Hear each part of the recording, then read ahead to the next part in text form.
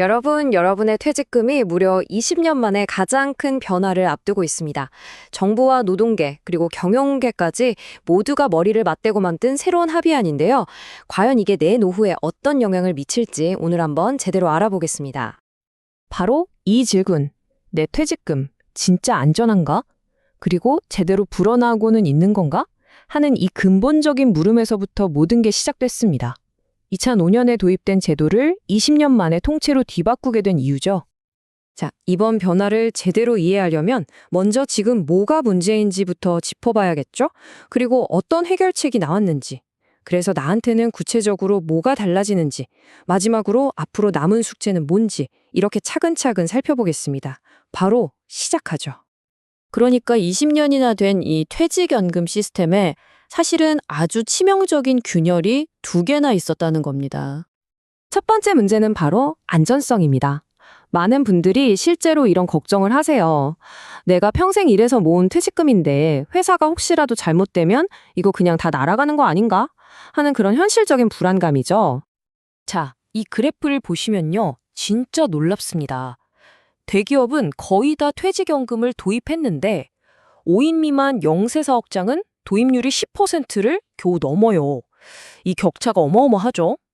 결국 작은 회사에 다니는 분들은 위험에 그대로 노출되어 있었다는 뜻입니다. 아니, 근데 왜 이런 일이 벌어지는 걸까요? 그 이유가 사실 되게 간단해요. 퇴직금을 회사 바깥, 그러니까 외부 금융기관에 꼭 맡겨야 한다는 의무가 없었기 때문입니다. 그러다 보니까 회사 돈이 급할 때 그냥 이걸 갖다 쓰는 경우가 너무 많았던 거예요. 결국엔 근로자만 피해를 보는 거죠. 그리고 두 번째 심각한 문제가 바로 이겁니다. 성장성. 다시 말해 수익률 문제죠. 지난 10년간 연평균 수익률이 2.07%?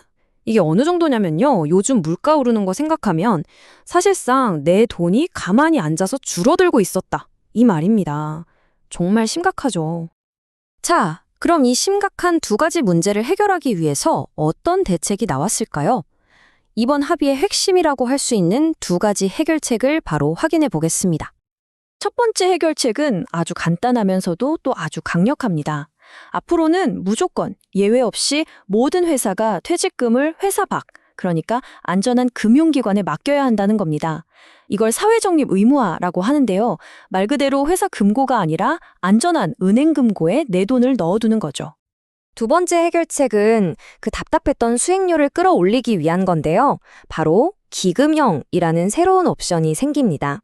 이게 뭐냐면요.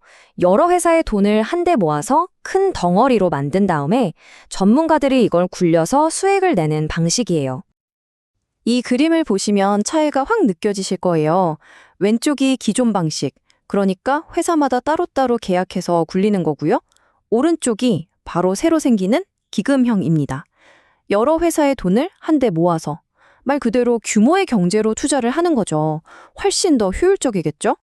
이게 그냥 이론뿐만이 아니에요.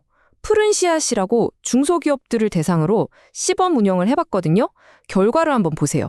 기존 방식으로는 3년 동안 수익률이 6% 정도였는데 이 기금형 방식은 27%에 가깝습니다.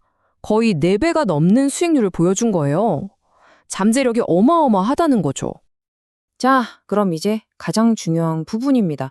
그래서 이게 나한테는 도대체 무슨 상관이냐, 뭐가 달라지냐, 여러분이 가장 궁금해하실 만한 것들 제가 딱딱 짚어드릴게요.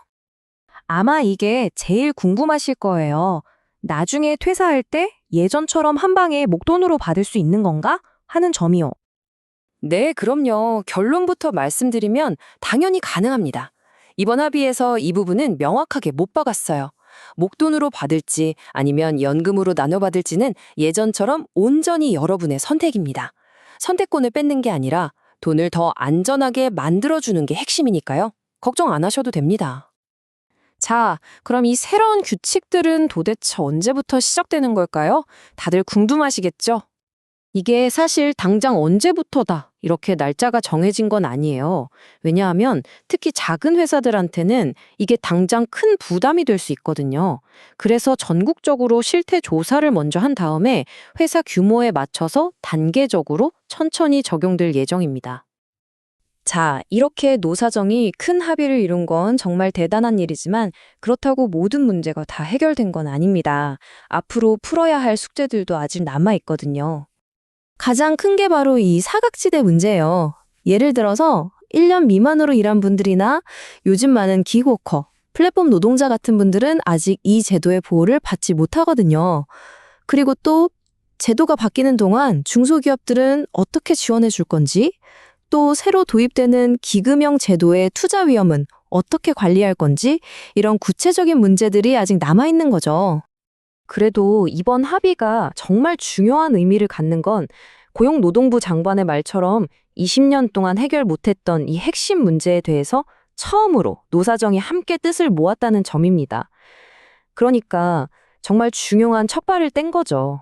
물론 이제부터 이걸 법으로 만들고 또 실제로 잘 정착시키는 더 어려운 과정이 남아있긴 하지만요. 결국 20년 만에 이루어지는 이 큰 수술이 성공할지 아닐지는 앞으로 만들어질 법안의 세세한 내용들, 그리고 이걸 통해서 우리 통장에 찍히는 실제 수익률에 달려 있을 겁니다. 정말 이제 시작이니까요. 앞으로 어떻게 되는지 우리 모두가 계속 지켜봐야겠습니다. 오늘 준비한 내용은 여기까지입니다.